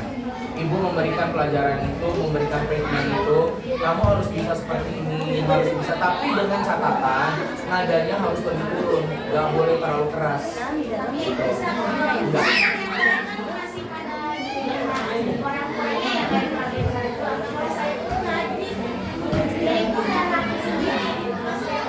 Itulah egois itu untuk memberikan materi pelajaran yang bagus. Baik, tapi karakter anak kan berbeda-beda nih. Ada anak yang satu yang dia tidak paham, anak yang kedua dia bisa paham, anak ketiga juga tidak akan bisa paham lagi. Jadi dari 7 anak yang ibu lahirkan ini 6 ya, sudah 6 ya. 6 anak itu pasti berbeda-beda Bu. Pola asuhnya berbeda-beda. Ada anak yang memang egois, ada anak yang suka marah-marah, ada yang suka yang ngambek, ada anak yang manja, itu berbeda-beda. Nah ada yang lelet banget, ada yang cepat banget kalau disuruh apa-apa. Nah kalau ibu bilang egois itu enggak, itu pelajaran treatment pertama untuk anaknya bisa mandiri.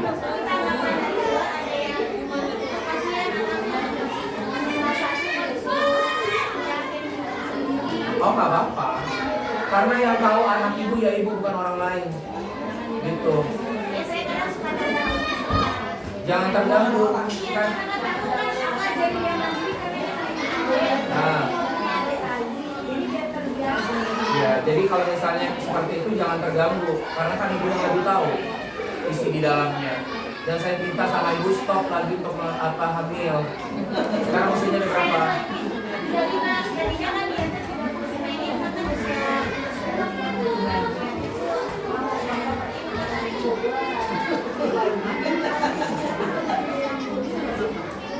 Berarti ibu selama hamil anak 6 ini normal semuanya.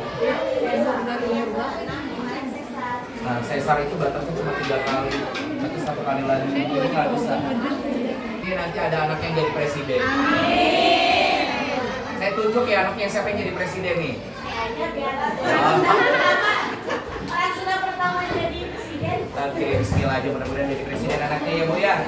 Ada lagi mau ditanyakan masalah tentang ya Ibu? Nggak pengen jadi presiden, jadi orang beneran. Anak tidak pernah akan lupa bagaimana perlakuan kita, dan kita akan lupa bagaimana perlakuan kita kepada anak. Betul nggak Bu? Anak akan merekam Bu. Jangan sampai nanti anak-anak kita nggak suka sama kita. Betul tuh Pak. Ada loh anak yang nggak suka dengan mamanya. Ada kan Nggak mau. namanya kan. Nggak mau. Nama banyak mati. Betul nggak Bu? Betul. Bu Haji, mukanya Bu Haji kayaknya nggak asing deh. Yang ini, nah sebelah Ibu. Ya Ibu tuh. Ibu ada di Jati Cempaka 3 bukan? Enggak ya? Hampir mirip mukanya soalnya. Miripnya Jadi jangan bermasalah apa sampai, Ibu? ya, jadi jangan sampai anak-anak kita merasa nggak nyaman dengan kita ya Bu. Itu ya. Jadi tolong banget jaga anak-anaknya, jangan ada kekerasan fisik. Semarah apapun, coba lakukan deh. Ayo semua lakukan tangannya gini. Tarik napas dulu panjang-panjang. Lepasin. Itu lega banget loh. Coba deh. Yang benar konsentrasi, tarik napasnya. Itu kita kayak lagi. Benar nggak Bu? Benar nggak? Lebih relax. Jangan begitu. Campur sayangnya orang yang begitu. Jangan ya Bu. Ingat pesan saya, kalau misalnya Ibu lagi marah, tarik napas ya Allah. Kamu nanya bagaimana cara si anak yang berantem tuh biar biasanya anak itu nggak merasa diberi kasih sama orang tua. Kita kan kadang kalau berantem kamu yang kakaknya tuh marah sama adik. Salah adiknya. Nah, ini banyak kan jadi sama orang tua ya. Banyak. Kamu harusnya marah sama adik, gitu ya. Nggak boleh kan, nggak ada perbedaan. Tugasnya ibu adalah bagaimana caranya mengatasi anak-anak seperti itu. Marahin kedua-duanya. Kalau memang sudah kelewat batas, jangan ibu bilang kamu harus marah sama adiknya, enggak. Berarti ibu membela si adiknya karena abangnya. Itu namanya perbedaan. Sakit nanti hati si abangnya karena ibu sudah bela adiknya. Kalau perlu dua-duanya dihukum. Tapi jangan main kekerasan fisik. Kalau fisik itu bisa diingat sampai seterusnya. Karena terkadang fisik yang kita lakukan itu merusak gangguan mentalnya. Jadi ibu, kalau misalnya ada anak yang berantem, abang sama adiknya, jangan dibela kedua-duanya. Salahin dua-duanya. Jangan ada yang dibela. Nanti kalau satunya dibela, satunya kita sakitin. Dua-duanya salahin. Kalau bisa kasih hukuman apa? Kunci di rumah misalnya, atau suruh kerjain apa. Dua-duanya seperti itu treatment awal. Jangan ada perbedaan. Kamu harus kalah karena kamu sama karena kamu banyak, dia adiknya nggak bisa. Nanti dia merasa tersingkirkan. Nah ini terkadang banyak orang tua yang kontroversi, anak-anak yang brutal.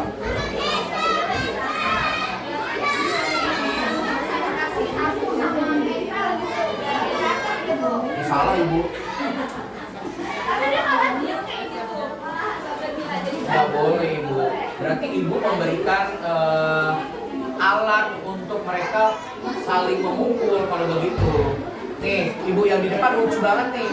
Jadi anaknya berantem dikasih sapu sama sapu. Nah, ayo adu. Berarti ibu anaknya kayak ayam dong. Diadu. Nggak boleh bu. Dengan sepanjang nanti perjalanan dia dikasih alat akan dilakukan sama dia.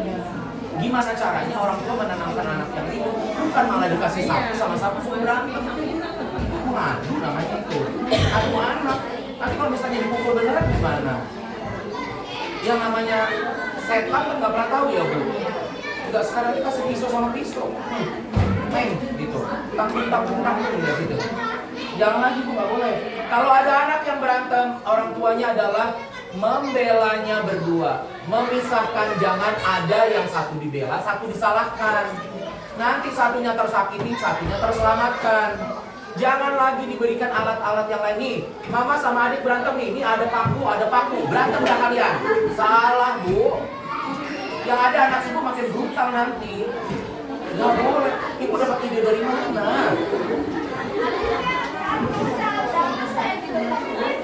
Nggak bisa bu, nggak boleh gitu.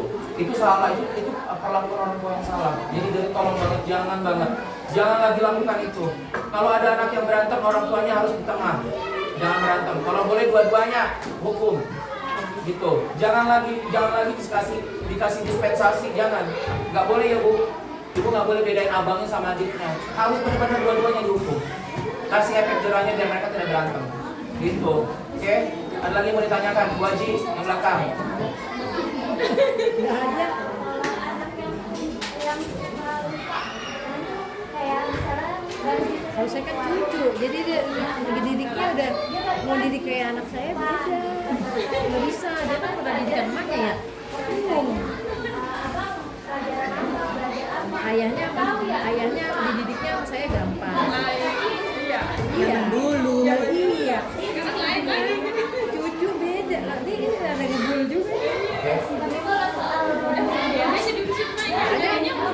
Enggak, bapaknya nih, anak saya nih nggak pada mau ikut campur didik anaknya. Udah mama aja deh gitu. Tapi dia perhatian, tapi nggak mau. Ini udah beda.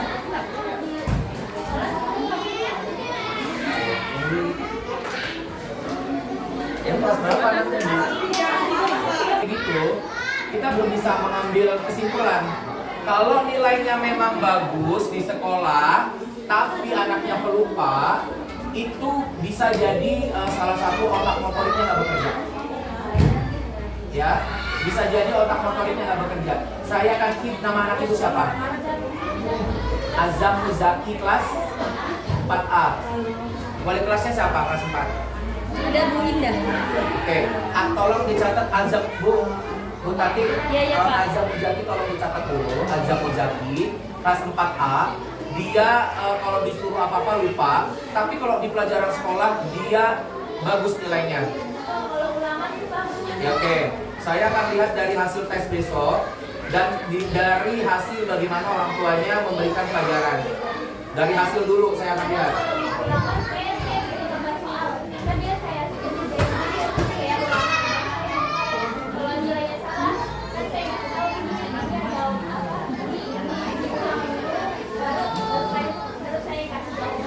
Oke, itu berarti ada otak motoriknya yang tidak berjalan.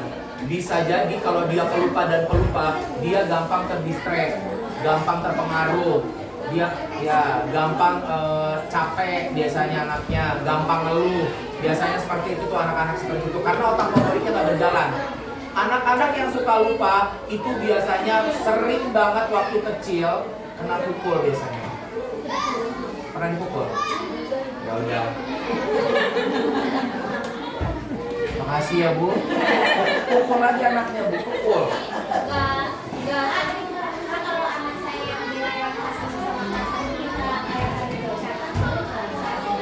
Boleh dicatat aja sama Ibu Tati. Oke. Nanti kalau tes ke saya ya. Oke, Ibu ada lagi mau ditanyakan? Ibu saya titip ya. Titip anaknya. Kenapa Ibu? Sakit kepala.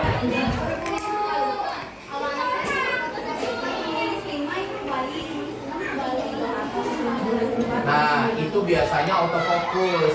Fokusnya tidak pada satu tempat. Biasanya anak-anak yang suka tertukar angka 5 terbalik itu biasanya intelijensinya tidak berfungsi. Solusinya terus diajarkan bagaimana caranya mengaplikasikan angka 1 sampai 10 diulang, 1 sampai 10 diulang terus. Jadi ya, diulang 10 itu apa? 1 dan 0. 9 itu angkanya seperti apa? Dan harus sabar Bu. Ya, karena kalau udah pertukaran angka 5 menjadi S, anak-anak yang temperamen. Sekarang saya tanya ibunya temperamen nggak? Iya. Kadang-kadang. Ya kalau ibu mau nggak anaknya temperamen, ibunya jangan temperamen. Ibaratnya, ya Bu, tolong perhatikan dulu. Kalau ibu bilang bagaimana cara ngatasin anak-anak yang temperamen, ibu adalah obat. Kalau ibunya sakit ya minum obat, ibunya dulu jangan anaknya. Ya kalau anaknya nggak mau temperamen, ya ibunya jangan temperamen. Cara mengatasinya adalah ajak dia keluar, main. Anak-anak temperamen itu biasanya ada sesuatu gangguan pada diri dia yang tidak cocok. Ya, ada yang tidak cocok sama diri dia, makanya dia marah. Biasanya ibunya terlalu judes, ibunya terlalu pelit misalnya, apa-apa nggak boleh, ini nggak boleh. Ibu ya? Ya udah, tapi salah ibunya. Gangguan jiwa. Anak sama mamanya berantem, yang lain siapa? Maksudnya kan? Anaknya mamanya berantem. Aneh, mau dikit Ya nggak ada yang menangnya, ibunya yang harus kalah. Masa ibu mau menang sama anaknya, gimana ceritanya sih Bu? Ibu ini gimana? Berantem sama anak wanita lain. Kecuali ibu berantem sama orang tua, enaknya suami. Lah anak berantem sama emaknya, Bu tak ditengahin. Emaknya mau menang. Bu, ini ibu harus ke rumah sakit Berdesari, Bu. Ayo, cek dulu. Gimana ceritanya, Bu? Emak sama anak berantem, siapa yang menang, Pak? Kayaknya nggak ada yang menang. berat ya. Iya. Berarti ibu harus duduk dengan laki sabar, Bu. Kabar buat lakinya. Ibu ini ya serba salah ya, suami sabar salah, suami ini salah. Dia Pernah ngomelin anak, Pak. Jadi tiap hari banyak Berarti ibunya udah ngomong. kayaknya dia mah langsung masalah belakang anak Iya, iya, makanya. iya kan ya Oke, karena sudah azan, saya ingatkan sekali lagi untuk ibu-ibu semuanya, kita hening dulu dalam beberapa detik. Ya, kita hormati dulu ada suara azan. Kasih makan, ada yang mungkin ada kegiatan lain. Jadi saya minta kerjasamanya, besok akan ada tesnya. Tesnya itu gratis juga kita berikan kepada ibu sama anak-anaknya. Tolong ikut sertakan, tapi jangan dipaksakan anak-anaknya untuk tidur cepat atau apa khususnya itu enggak ya. Seperti biasanya aja. Jadi anak-anaknya akan masuk seperti jam pelajaran masing-masing, ya. Masuknya seperti jam pelajaran yang seperti biasa. Yang masuk siang, yang masuk pagi silakan masuk pagi. Dan Bu Eva sama Bu Tati tolong besok ada tim yang kesini. Dan tolong di setiap kelas harus steril, nggak ada lagi orang tua di depan pintu, tidak ada lagi namanya guru harus mewakili. Karena kita pengen tahu kualitasnya anak-anak saat diberikan tes, dan kita pengen tahu bagaimana anak-anak menjawab semua soal dengan baik dari hasil pemikirannya sendiri. Ya Bu, paham ya? Dan hasilnya akan seperti ini. Nah, ini hasilnya nanti akan dicetak dan ada barcode-nya juga. Dan nanti di sini akan ada skor nilainya.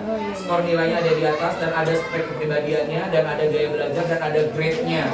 Dan hasil ini bisa digunakan dalam 1 tahun untuk konsultasi dan berikutnya. Apabila anak ibu ada di kelas 6, ini bisa dilampirkan untuk sebagai penunjang untuk anak ibu masuk dalam seleksi penerimaan murid baru.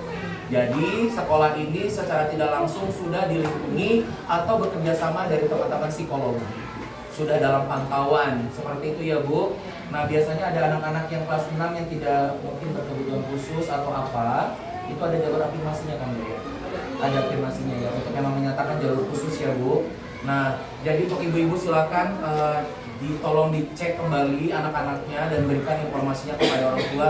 Dan tolong untuk kelas 1 atau dari kelas 1 sampai kelas 6 tolong catat nomor telepon saya dari sekarang. Dan saya pengulangannya cuma 2 kali aja, jadi ibu jangan sempat nanya lagi ya. 0895 2166 3600. Ibu yang ini langsung emosi, dan nggak usah kan? Boleh dicetak ya, silakan dicetak, itu cuma Rp45.000. Jadi kalau misalnya itu saya tidak akan mewajibkan dan saya tidak meminta kepada Bapak, silakan dicetak. Nah kalau memang tidak apa-apa, silakan untuk teman-teman semuanya. Ibu mau tanya apa? Ya jadi nanti ibu tolong tes ke WA ke saya. Sebelum ibu menyampaikan narasinya kepada orang tua, nanti saya akan berikan cara contoh narasinya. Jadi biar satu pintu, paham? Nah, maksudnya? Oke, dites dulu, nanti tolong bilang tes saya korlas dari kelas ini dengan ibu ini. Seperti itu ya. Jadi nanti biar ibu-ibunya menyampaikan sama keluarga-keluarga yang di lain, orang-orang tua yang di bawah, biar tetap sama, biar nggak rancu. Saya nggak mau sekolah ini dianggap pungli. Saya nggak mau sekolah ini dianggap yang seperti yang lain. Dan ini adalah program dari sekolah untuk anak-anak kita. Yang kelas 1 sampai kelas 6 nanti sama. Saya akan berikan kepada ibu-ibu semuanya. Tolong dites WA saya. Ibu ini penting daripada ibu harus ke rumah sakit bayarnya berapa tadi? Mending bayar 45 dapat konsultasi gratis, dapat treatmentnya gratis. Benar tidak Ibu? Dan program anaknya dalam 1 tahun. Dalam 1 tahun kalau misalnya 400 dikali 12 kali berapa? Mahal kan? 400 dikali 12 mahal sekali. Nah, jadi tentunya gunakan program ini mumpung saya masih di sini. Sebelum saya nanti akan dipindahkan, akan dimutasikan ke tempat yang lain. Oke, ibu-ibu, ada lagi yang mau ditanyakan? Konsultasinya boleh via telepon, bisa langsung datang juga ke kantor, atau nanti bisa langsung ditanyakan dengan forwardnya. Ibu-ibu juga ada forwardnya ya ibu. Nanti kalau mau konsultasi selama siang, saya orang tuanya Hakan dari SDN Jati Cepaka 4, kelas ini ingin bertanya tentang anak. Ya bu. Nanti kalau hasilnya sudah ada, hasilnya sudah selesai, saya akan datang ke sini lagi dan saya akan tanyakan sama Ibu Tati dan Ibu Epa, dan hasilnya ini saya akan berikan kepada mereka. Dan nanti saat nanti saya mau datang, ibu-ibunya harap datang lagi, bawa hasilnya anak-anak. Saya pengen tahu. Ya, Pak Bu, jangan lupa nanti pada saat pertemuan kedua ibu-ibunya bawa makan sendiri ya. Bawa lauk dari rumah, kita makan-makan di sini. Oke Pak. Oke? Mantap. Saya Siap? bawain Pak. Ya, dimasak. Nah, bener dibawain. Oke, ada lagi mau ditanyakan? Nggak ada? Cukup? Cukup ya. Dengan ini saya tutup, kita berdoa dulu. Semoga hari ini kita diberikan keselamatan dan kesehatan. Seterusnya saya doakan ibu-ibu di sini panjang umur semua ya. Doakan saya juga, mudah-mudahan semuanya lancar. Oke. Ya, untuk yang beragama Muslim kita ikuti dengan semuanya Muslim di sini. Alhamdulillah. Oke, yuk. Bismillahirrahmanirrahim. Astagfirullahaladzim. Bismillahirrahmanirrahim.